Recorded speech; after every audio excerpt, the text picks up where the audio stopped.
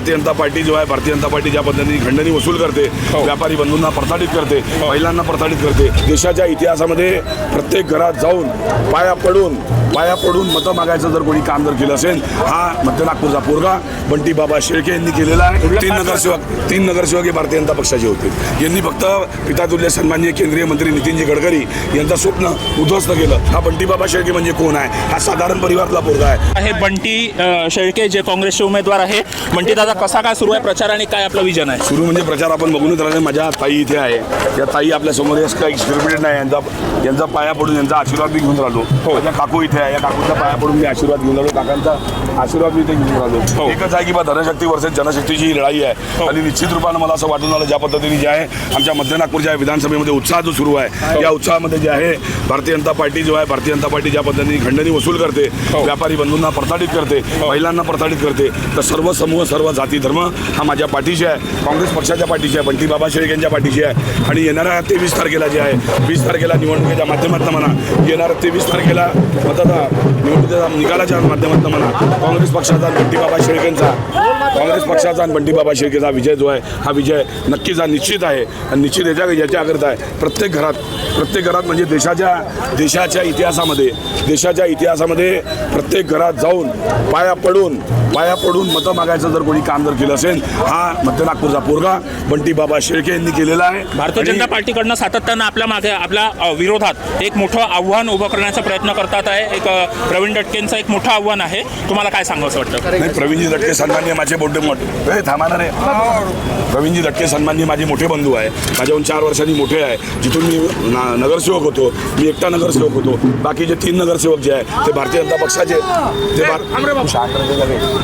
भारतीय जनता पक्षाचे जे आहे, भारतीय जनता पक्षाचे बाकी 3 नगरसेवक आहे. या 3 नगरसेवकांनी काय काम केलं? विकासाचा परिभाषा म्हणजे त्यांना आपण सगळ्यात पहिले आपण विचारलं पाहिजे की बंटी बाबा शेळके यांनी संजय गांधी निराधार अनुदान योजना म्हणा, श्रावण बाळ, वृद्धपकाळ, कुटुंब सहाय्याची योजना म्हणा, पॅन कार्ड म्हणा, पासपोर्ट म्हणा, आयुष्यमानचे कार्ड म्हणा, बांधकाम मजदुराचे कार्ड म्हणा, राशन कार्ड म्हणा, राशन कार्डावरती प्रधानाचे थप्पे म्हणा, RC-ID नंबर म्हणा, आधार कार्डचा स्मार्ट कार्ड म्हणा, हे संपूर्ण घरोघरी जाऊन मतदान कार्ड म्हणा, संपूर्ण लाभार्थी गृह कामगार मोलकरीण योजनेच्या माध्यमातून त्या मोलकरीण ताई जे राहते, ज्या पोळ्या बनवायला जाते, जे भांडे घासायला जाते, ज्या कपडे धुवायला जाते, त्यांचं काम म्हणा, त्यांची फॉर्म भरून देण्याचं काम म्हणा, आणि त्यांना न्याय मिळून देण्याचं काम, त्यांना योजनांचा फायदा मिळून देण्याचं काम हे बंटी बाबा शेळकेंनी केलं.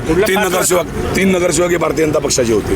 यांनी फक्त पितातुल्य सन्माननीय केंद्रीय मंत्री नितीनजी गडकरी यांचं स्वप्न उद्ध्वस्त केलं. त्यांचं स्वप्न होतं की 60 मीटरच्या रोडवरती जे आहे सिमेंटीकरण झालं पाहिजे. या लोकांनी जे आहे, या लोकांनी 7-7, 8-8, 10-10 फुटाच्या रोडवर पण या लोकांनी तिथे सिमेंटीकरण केलं होतं.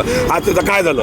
काय नुकसान झालं लोकांचं? सन्माननीय नागपुरातल्या मध्य नागपूरच्या सन्माननीय नागरिकांचं, जनार्दनचं नुकसान काय झालं की एका पद्धतीत बघितलं, पहिले घर वर राहत होतं, रोड खाली. आज काय झालेलं आहे? आज रोड वर झाला आहे, घर खाली झालेलं आहे. आज जे आहे दूषित 99% विहिरी या दूषित झालेल्या आहे. आज 7 दिवस 24 घंटा पाणी हे लोक देणार होते, पण आज काय झालं? OCW सारखी जी खाजगी कंपनी आहे, ही अर्धा तास पण पाणी बांगलादेश, तांडापेठ, महाल या परिसरामध्ये या देऊ शकत नाही. ज्या पद्धतीने आपण बघितलं सहभागितेतून जनता मॅनिफेस्टो ही बंटी बाबा शेळके आम्ही एक नंबर अलॉट केला आहे 86988 86988 866 988 755 866 या नंबरवरती सहभागितेतून विकास जर करायचा असेल तर भारतीय जनता पक्षाच्या नेत्यांच्या कार्यकर्त्यांच्या दबावामध्ये न करता, अधिकाऱ्यांवरती दबाव न आणून अनियोजित विकास न करता नियोजित विकास जर करायचा असेल तर सहभागितेतून विकास झाला पाहिजे. हे प्रण, हे वचन आज भारत मातेसमोर जे आपला हा मध्य नागपूरचा पोरगा बंटी बाबा शेळकेंनी घेतलेला आहे. हा बंटी बाबा शेळके म्हणजे कोण आहे? हा साधारण परिवारातला पोरगा आहे. ते लोक म्हणते की हनुमान जयंतीच्या दिवशी बंटी बाबा शेळके पैदा नव्हता झाला. अरे बाबा, 8/4/1982 हा माझा जन्मदिवस आहे.